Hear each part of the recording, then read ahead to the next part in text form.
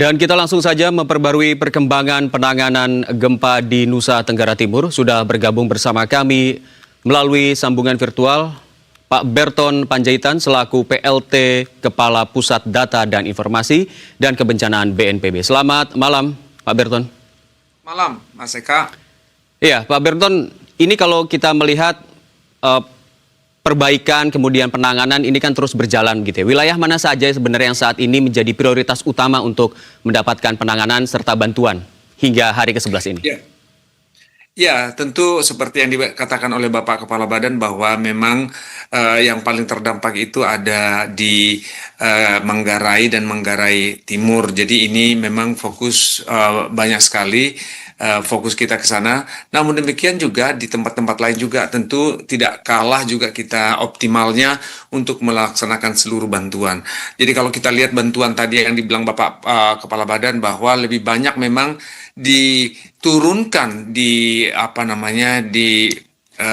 Labuan Bajo daripada di Maumere karena memang selain luasnya yang banyak selain luasnya yang tinggi juga jumlah terdampak juga penduduknya juga banyak. Jadi ini menjadi perhatian kita memang. Baik, Pak Berton, ini memasuki hari ke-11 sebanyak lebih dari 179.000 warga mengungsi begitu ya. Dan beberapa hari ini juga terjadi gempa susulan. Apakah ada koordinasi khusus dari BNPB bersama BMKG begitu terkait dengan informasi gempa susulan yang akan mungkin terjadi atau mungkin sudah tidak ada lagi agar masyarakat bisa lebih tenang untuk kembali ke rumah mereka begitu? Ya, jadi tentu kami senantiasa bekerja sama dengan BMKG. Saat ini saja gempa susulan itu sudah tercatat 7.787, jadi bertambah dari apa yang disampaikan oleh Bapak Kepala Badan per sore ini. Jadi jam 5 ya waktu Indonesia bagian barat sana.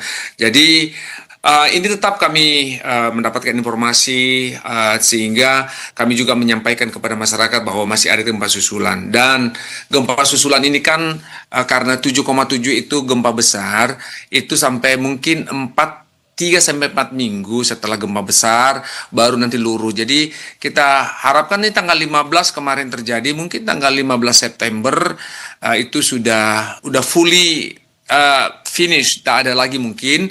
Kalaupun ada hanya gempa-gempa yang tidak dirasakan lagi. Dan berita baiknya sebenarnya Mas Eka, per hari ini jumlah pengungsi kita itu udah berkurang. Kenapa berkurang?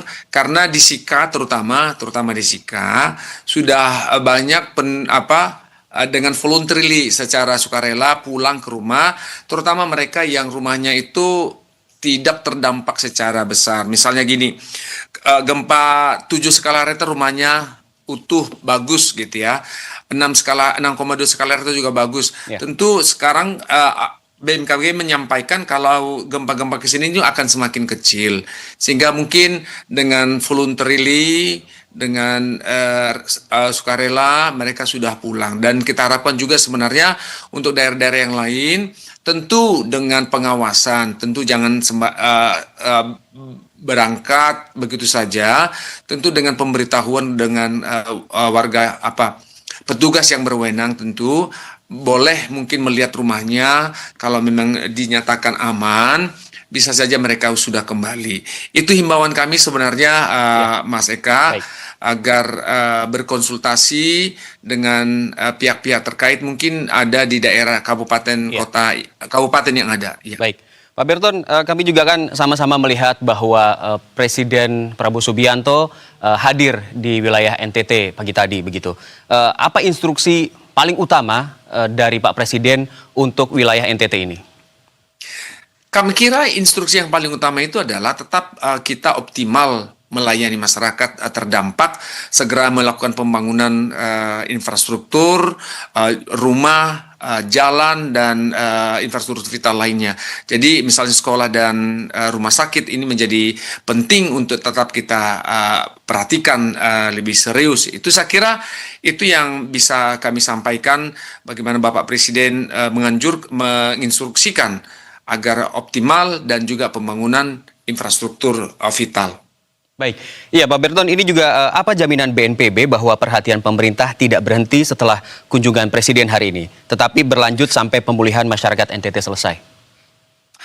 Kami kira Undang-Undang 24 tahun 2007 mengenai penanggulangan bencana mengatakan bahwa BNPB melakukan serangkaian kegiatan sampai masa pemulihan selesai. Jadi ini undang-undang jaminan kita, pemerintah menjamin sebenarnya secara finansial juga untuk semua kejadian bencana untuk yang dilaporkan kepada kita untuk dijaminkan hak-hak rakyat, hak-hak masyarakat itu terdampak itu disampaikan.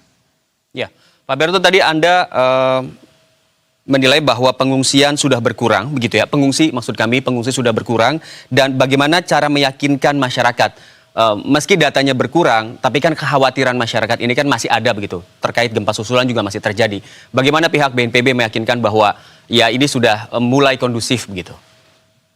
Ya, kita tetap memahami bagaimana warga terdampak tersebut secara psikis memang terdampak gitu ya. Karena memang gempa yang 7,7 itu dahsyat sekali, 6,6 juga dahsyat, sehingga perasaan takut itu tetap ada. Tapi namun demikian kami tetap berkoordinasi dengan BMKG untuk mendapatkan informasi yang benar terkait potensi kegempaan ke depan, sehingga ini menjadi saluran kita untuk menyampaikan informasi-informasi ke masyarakat agar bisa memilih voluntarily sukarela untuk bisa, kalaupun mereka masih tinggal di pengungsian, ya tidak masalah juga. Tapi kalau sudah bisa beraktivitas seperti biasa, bisa di rumah, yang rumahnya masih utuh, kemudian beraktivitas di ladang atau di mana, itu kami kembalikan kepada warga tentunya. Kami menghimbau sifatnya. Baik. Pak Berton, ini kan kita bergeser ke masalah teknis ya. Ini kami mendapat informasi bahwa pihak BNPB akan melakukan survei udara. Apakah ini termasuk dengan pemetaan karena ada wilayah-wilayah yang terisolir atau bagaimana penjelasannya? Ya, tentu sebenarnya ada informasi yang dapat kita peroleh dari aerial survei udara tersebut. Kenapa? Dari informasi dari peta yang didapatkan nanti, tentu kita tahu berapa di daerah mana sih yang paling banyak secara spasial dilihat, daerah mana yang paling banyak rubuh. Kemudian kita juga akan membandingkan nanti dengan survei di bawah, di darat biasa, tentu dengan data-data yang ada, daerah ini apakah rumahnya besar, rumahnya memang tidak tahan gempa atau tidak. Dari data-data itu nanti akan dikonflikkan tentu, berarti daerah, bisa saja kesimpulannya nanti daerah ini berbaris kemari misalnya, itu adalah daerah memang yang ketika terjadi bencana itu goyangannya lebih besar. Mungkin karena struktur tanahnya seperti apa. Jadi banyak manfaatnya itu nanti Mas. Selain nanti kita membandingkan after and before, itu juga bisa kita bandingkan dengan data satelit tentunya. Jadi nanti para ilmuwan kita tentu bisa mengkaji lebih jauh. Itu untuk berguna juga buat akademi. Secara akademik bisa digunakan untuk penelitian-penelitian yang lebih lanjut. Tapi untuk saat sekarang ini, kami ingin mengetahui bahwa daerah-daerah mana saja yang relatif lebih secara spasial kita lihat lebih parah, ya tanda kutip, dampak dari gempa tersebut. Berarti hasil survei udara nanti itu akan diperoleh dengan cepat atau membutuhkan beberapa waktu ke depan begitu? Untuk survei udara kami kira nggak terlalu lama, dan ini menjadi bagian nanti tentu lampiran atau cara mengambil kebijakan ke depan. Itu sebenarnya tidak terlalu sulit untuk di hasilnya ketika sudah dilaksanakan. Karena secara digital saat ini bisa dilaksanakan tentu. Baik, secara sampai hari ini berarti pihak BNPB meyakini bahwa tidak ada warga yang terisolir wilayahnya, begitu ya, dan bantuan juga sudah mulai disalurkan dengan tepat, begitu ya Pak? Ya, Dalam artian gini, jadi semua wilayah yang selama ini ada mengatakan tidak bisa dijangkau sudah kita jangkau. Baik. Kalau masalah akses jalan darat, ya mungkin masih ada, masih tetap ada. Tetapi bantuan-bantuan tetap kita berikan melalui pesawat udara, melalui helikopter ataupun melalui kapal laut. Jadi ini yang kami katakan dalam konteks bantuan kami tidak ada lagi melihat tidak kebagian lagi bantuan. Mungkin secara jumlah maupun secara jenisnya berbeda, itu pasti kita dapatkan di lapangan. Baik, Pak Berton, kita akan lanjutkan dialog ini setelah kumandang azan maghrib untuk wilayah Jabodetabek dan sekitarnya. Dan pemirsa, kami akan kembali usai kumandang azan maghrib. Kami lanjutkan dialog bersama Pak Berton Panjaitan selaku PLT Kepala Pusat dan Data Informasi serta Kebencanaan BNPB. Pak Berton, kita lanjutkan dari data BNPB saat ini bagaimana dampak gempa terhadap layanan kesehatan dan pendidikan dan seperti apa layanan darurat di sana? Ya, seperti yang disampaikan tadi oleh Bapak Bupati ya, waktu ke Nagekeo yang ketemu sana bahwa memang ada terdampak bangunan-bangunan puskesmas maupun rumah sakit. Demikian juga di beberapa tempat ada. Jadi layanan puskesmas yang rusak tentu ada lewat tetap dilakukan walaupun di tenda. Kemudian rumah sakit yang rusak juga demikian. Sekarang ini kan ada 4 rumah sakit rumah sakit Kementerian Kesehatan dan ada juga 2 kapal laut untuk tentang kesehatan. Jadi ini sudah disebarkan dari tenda-tenda maupun rumah-rumah sakitnya sehingga diharapkan yang rusak bisa digantikan dengan pelayanan-pelayanan yang darurat. Tetapi ketika rumah sakit atau puskesmasnya masih bisa berfungsi, tentu ini juga tetap dilakukan untuk pelayanan-pelayanan.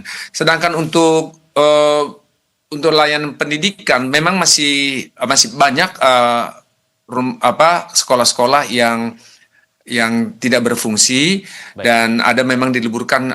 Informasi terakhir yang kami peroleh beberapa 2 hari yang lalu ada yang masih diliburkan sementara, tetapi ada juga yang sudah berjalan melalui daring. Ada juga sekolah yang menggunakan ruang darurat dan inovatif di lapangan sebenarnya untuk bagaimana sekolah-sekolah. Ada juga relawan-relawan yang ada di sana membuat pelajaran-pelajaran. Beberapa kelompok dibuat sehingga mereka juga bisa menyampaikan materi-materi yang cenderung untuk sekalian menghilangkan traumatik yang ada di pikiran atau di hati mereka. Baik, ini terkait dengan inovasi penanganan sudah dijalankan oleh pihak BNPB dan instansi terkait begitu. Ini ada yang menarik juga dari pernyataan Pak Presiden pagi tadi. Kami singgung lagi terkait dengan kehadiran Pak Presiden di NTT.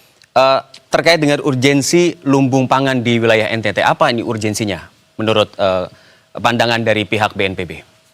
Ya, ini sebenarnya lebih enak ke pertanian atau Kementerian Sosial. Tapi bagaimanapun ketika terjadi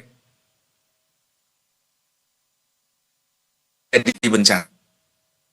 Pak Berton, bisa kembali bersama kami karena sinyalnya sempat terputus. Ketika tidak ada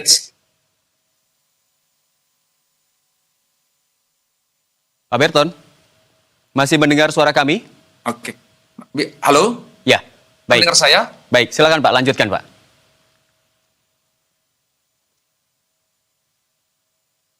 Bisa, saya mendengar suaranya? Iya, silakan lanjutkan Pak.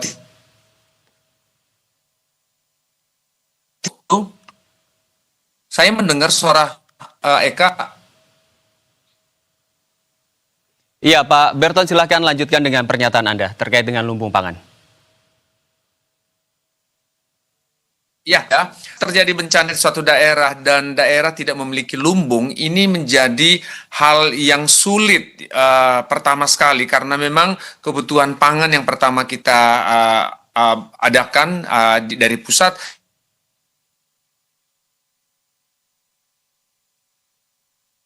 Sementara misalnya dari jadi memang lumbung pangan menjadi hal yang penting untuk ke depan ini untuk target untuk makanan-makanan yang bersifat lokal ataupun memang beras kalau memang itu untuk makanan umum kita. Baik, terima kasih atas waktunya dan semoga wilayah NTT kembali pulih dan bisa normal kembali. Kemudian bantuan juga tersalurkan dengan baik serta masyarakat juga bisa menerimanya dengan baik pula. Terima kasih Pak Berton Panjaitan selaku PLT Kepala Pusat Data dan Informasi serta Kebencanaan BNPB. Selamat malam dan selamat kembali beraktivitas.